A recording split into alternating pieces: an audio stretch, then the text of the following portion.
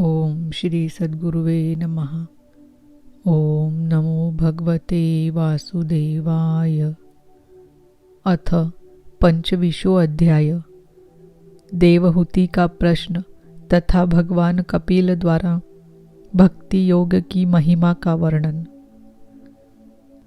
शौनक जी ने पूछा, सूत जी, तत्वों की संख्या करने वाले भगवान कपिल साक्षात अजन्मा नारायण होकर भी लोगों को आत्मज्ञान का उपदेश करने के लिए अपनी माया से उत्पन्न हुए थे। मैंने भगवान के बहुत से चरित्र सुने हैं, तथापि इन योगी प्रवर पुरुष श्रेष्ठ कपिल जी की कीर्ति को सुनते सुनते मेरी इंद्रियां तृप्त नहीं होती। सर्वथा स्वतंत्र श्रीहरि अपनी योग माया द्वारा भक्तों की इच्छा के अनुसार शरीर धारण करके जो जो लीलाएं करते हैं वे सभी कीर्तन करने योग्य हैं। अतः आप मुझे वे सभी सुनाइए, मुझे उन्हें सुनने में बड़ी श्रद्धा है। सूत जी कहते हैं, मुने, आपकी ही भांति जब विदुर ने भी यह आत्मज्ञान विषयक प्रश्न किया तो श्री व्यास जी के सखा भगवान मैत्रेय जी प्रसन्न होकर इस प्रकार कहने लगे। श्री मैत्रेय जी ने कहा, विदुर जी, पिता के वन में चले जाने पर भगवान कपिल जी माता का प्रिय करने की इच्छा से उस बिंदुसर तीर्थ में रहने लगे। एक दिन तत्व समूह के पारदर्शी भगवान कपिल कर्म कलाप से विरत हो आसन पर विराजमान थे। उस समय ब्रह्मा जी के वचनों का स्मरण करके देवहूति ने उनसे कहा। देवहूति बोली, भूमन प्रभो, इन दुष्ट इंद्रियों की विषय लालसा से मैं बहुत ऊब गई हूँ और इनकी इच्छा पूरी करते रहने से ही घोर अज्ञान अंधकार में पड़ी हुई हूँ। अब आपकी कृपा से मेरी जन्म परंपरा समाप्त हो चुकी है। इसी से इस दुस्तर अज्ञान अंधकार से पार लगाने के लिए सुंदर नेत्र रूप आप प्राप्त हुए हैं। आप संपूर्ण जीवों के स्वामी भगवान आदि पुरुष हैं तथा अज्ञान अंधकार से अंधे पुरुषों के लिए नेत्र स्वरूप सूर्य की भांति उदित हुए हैं। देव, इन देह गेह आदि में जो मैं मेरेपन का दुराग्रह होता है वह भी आपका ही कराया हुआ है। अतः अब आप मेरे इस महामोह को दूर कीजिए। आप अपने भक्तों के संसार रूप वृक्ष के लिए कुठार के समान हैं। मैं प्रकृति और पुरुष का ज्ञान प्राप्त करने की इच्छा से आप शरणागत वत्सल की शरण में आई हूँ। आप भगवत धर्म जानने वालों में सबसे श्रेष्ठ है। मैं आपको प्रणाम करती हूँ। श्री मैत्रेय जी कहते हैं, इस प्रकार माता देवहूति ने अपनी जो अभिलाषा प्रकट की वह परम पवित्र और लोगों का मोक्ष मार्ग में अनुराग उत्पन्न करने वाली थी। उसे सुनकर आत्मज्ञ संत पुरुषों की गति श्री कपिल जी उसकी मन ही मन प्रशंसा करने लगे और फिर मृदु मुस्कान से सुशोभित मुखारविंद से इस प्रकार कहने लगे। भगवान कपिल ने कहा, माता, यह मेरा निश्चय है कि आध्यात्म योग ही मनुष्यों के आत्यंतिक कल्याण का मुख्य साधन है, जहाँ दुख और सुख की सर्वथा निवृत्ति हो जाती है। साध्वी, सब अंगों से उत्पन्न उस योग का मैंने पहले नारद आदि ऋषियों के सामने उनकी सुनने की इच्छा होने पर वर्णन किया था, वही अब मैं आपको सुनाता हूँ। इस जीव के बंधन और मोक्ष का कारण मन ही माना गया है। विषयों में आसक्त होने पर वह बंधन का हेतु होता है और परमात्मा में अनुरक्त होने पर वही मोक्ष का कारण बन जाता है। जिस समय यह मन मैं और मेरेपन के कारण होने वाले काम, लोभ आदि विकारों से मुक्त एवं शुद्ध हो जाता है, उस समय वह सुख दुख से छूटकर सम अवस्था में आ जाता है। तब जीव अपने ज्ञान, वैराग्य और भक्ति से युक्त हृदय से आत्मा को प्रकृति से परे, एकमात्र, अद्वितीय, भेद रहित, स्वयं प्रकाश, सूक्ष्म, अखंड और उदासीन, सुख दुख शून्य देखता है तथा प्रकृति को शक्तिहीन अनुभव करता है। योगियों के लिए भगवत प्राप्ति के निमित्त सर्वात्मा श्री हरि के प्रति की हुई भक्ति के समान और कोई मंगलमय मार्ग नहीं है। विवेकी जन संग या आसक्ति को ही आत्मा का अच्छेद्य बंधन मानते हैं, किंतु वही संग या आसक्ति जब संतों महापुरुषों के प्रति हो जाती है तो मोक्ष का खुला द्वार बन जाती है। जो लोग सहनशील, दयालु, समस्त देहधारियों के अकारण हेतु किसी के प्रति भी शत्रु भाव न रखने वाले, शांत, सरल स्वभाव और सत्पुरुषों का सम्मान करने वाले होते हैं, जो मुझ में अनन्य भाव से सुदृढ़ प्रेम करते हैं, मेरे लिए संपूर्ण कर्म तथा अपने सगे संबंधियों को भी त्याग देते हैं और मेरे परायण रहकर मेरी पवित्र कथाओं का श्रवण कीर्तन करते हैं तथा मुझ में ही चित्त लगाए रहते हैं, उन भक्तों को संसार के तरह तरह के ताप कोई कष्ट नहीं पहुँचाते हैं।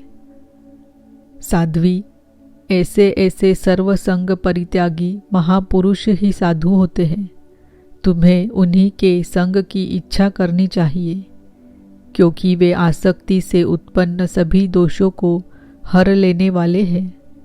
सत्पुरुषों के समागम से मेरे पराक्रमों का यथार्थ ज्ञान कराने वाली तथा हृदय और कानों को प्रिय लगने वाली कथाएं होती हैं।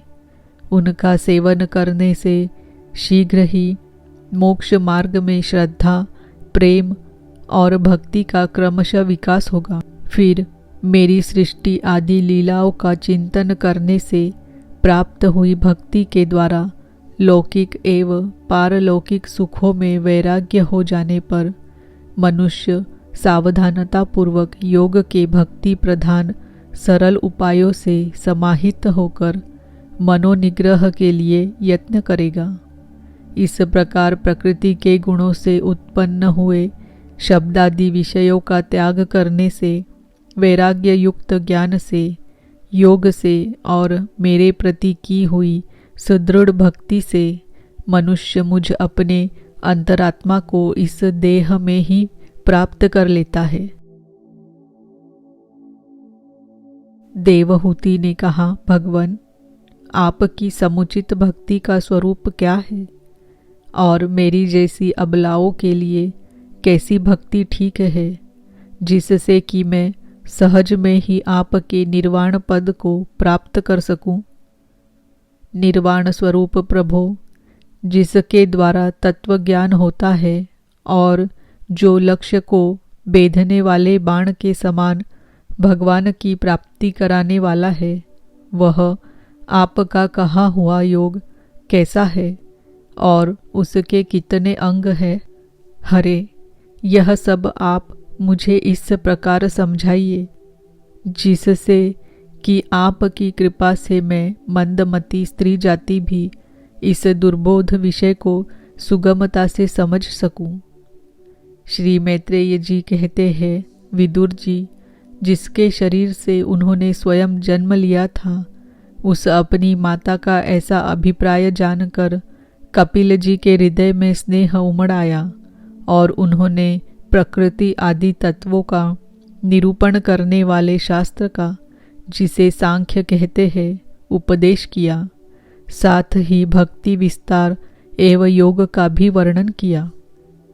श्री भगवान ने कहा, माता, जिसका चित्त एकमात्र भगवान में ही लग गया है, ऐसे मनुष्य की वेद विहित कर्मों में लगी हुई तथा विषयों का ज्ञान कराने वाली कर्मेंद्रिय एवं ज्ञानेंद्रिय दोनों प्रकार की इंद्रियों की जो सत्व मूर्ति श्री हरि के प्रति स्वाभाविकी प्रवृत्ति है, वही भगवान की अहेतुकी भक्ति है। यह मुक्ति से भी बढ़कर है, क्योंकि जठरानल जिस प्रकार खाए हुए अन्न को पचाता है, उसी प्रकार यह भी कर्म संस्कारों के भंडार रूप लिंग शरीर को तत्काल भस्म कर देती है। मेरी चरण सेवा में प्रीति रखने वाले और मेरी ही प्रसन्नता के लिए समस्त कार्य करने वाले कितने ही बड़भागी भक्त जो एक दूसरे से मिलकर प्रेम पूर्वक मेरे ही पराक्रमों की चर्चा किया करते हैं, मेरे साथ एक ही भाव सायुज्य मोक्ष की भी इच्छा नहीं करते।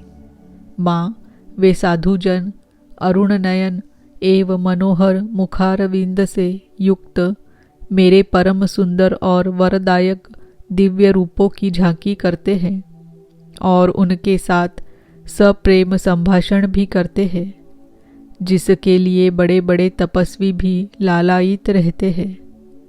दर्शनीय अंग प्रत्यंग, उदार हास विलास, मनोहर चितवन और सुमधुर वाणी से युक्त मेरे उन रूपों की माधुरी में उनका मन और इंद्रियां फंस जाती है। ऐसी मेरी भक्ति न चाहने पर भी उन्हें परम पद की प्राप्ति करा देती है। अविद्या की निवृत्ति हो जाने पर यद्यपि वे मुझ मायापति के सत्यादि लोकों की भोग संपत्ति भक्ति की प्रवृत्ति के पश्चात स्वयं प्राप्त होने वाली अष्टसिद्धि अथवा वैकुंठ लोक के भगवदीय ऐश्वर्य की भी इच्छा नहीं करते, तथापि मेरे धाम में पहुँचने पर उन्हें ये सब विभूतियाँ स्वयं ही प्राप्त हो जाती है। जिनका एकमात्र मैं ही प्रिय आत्मा, पुत्र, मित्र, गुरु, सहृदय और इष्टदेव हूँ, वे मेरे ही आश्रय में रहने वाले भक्तजन शांतिमय वैकुंठ धाम में पहुँचकर किसी प्रकार भी इन दिव्य भोगों से रहित नहीं होते और न उन्हें मेरा कालचक्र ही ग्रस सकता है।